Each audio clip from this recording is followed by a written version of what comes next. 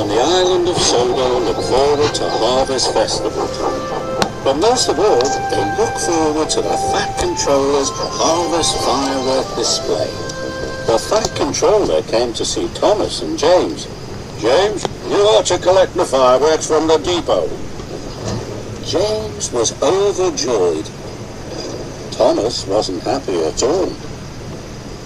"But I wanted to collect the fireworks," Thomas pouted. "The Fat Controller chose me because I'm as red as a rocket and twice as grand."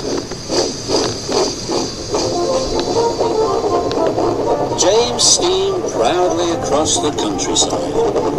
"Prices and best, prices and best," he hummed happily to himself. He was having a wonderful day. Thomas was still upset when he arrived at the shunting yards. "Bother, James," he grouched, and he biffed the trucks crossly around the yard.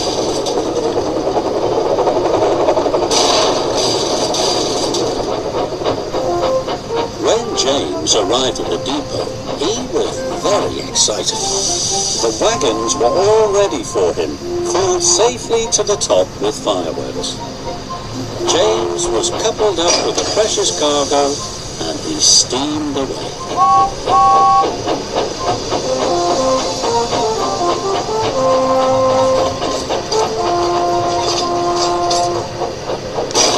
Thomas shunted the last truck crossly into place. The trucks were glad that job was finished.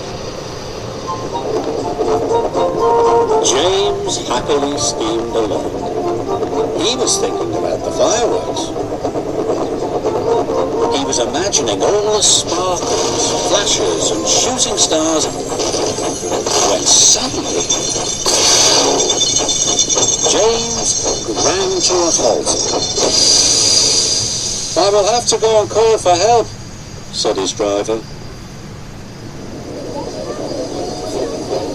Thomas puffed back into Knapford Station as Gordon was letting off his passengers. Children and grown-ups from all over the island had come to see the fireworks. Seeing the children cheered Thomas up, but the Fat Controller looked concerned. "James is broken down," he said. "You must collect him, Thomas, and bring him back, or the firework display will be cancelled." "Oh, no," cried Thomas. "Then all the children will be sad." And he set off to collect James.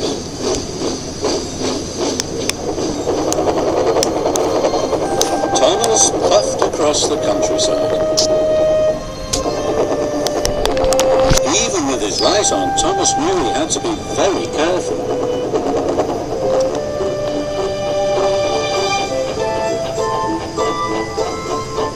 Thomas found James broken down on the track.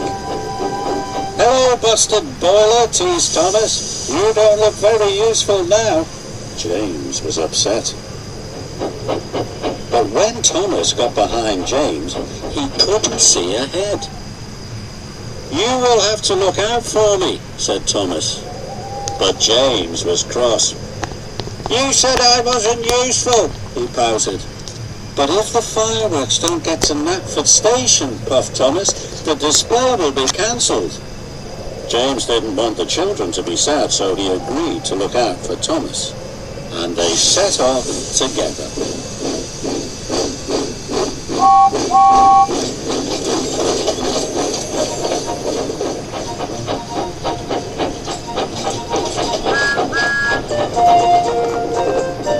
When the track was straight and clear, James called out, "Go faster!" And Thomas did. Soon they were working happily together and making good time. The Fat Controller checked his watch. There was still no sign of Thomas or James. "It's very late," he thought. "It's almost the children's bedtime."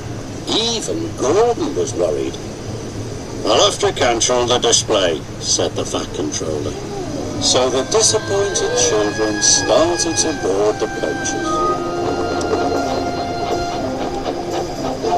At last they could see the signal lights. The signal had turned red. Thomas and James stopped. Why would the signal be red? Maybe a passenger train is coming through, puffed Thomas. Gordon must be taking the children back, cried James. Thomas and James were very upset. We're here, they cried, and sounded their whistles as loudly as they could, but no one could hear them. The children were all on board. Gordon was ready to depart. Then Thomas had a bright idea. Send up a rocket, he told his driver. So his driver carefully lit a rocket. He stood well back as it whooshed into the sky. The rocket burst into stars. a sparkling dragon, cried the Fat Controller. It must be Thomas and James. Stop, Gordon, he said. The firework display is back on. The junction signal turned to green, and Thomas and James were soon on their way.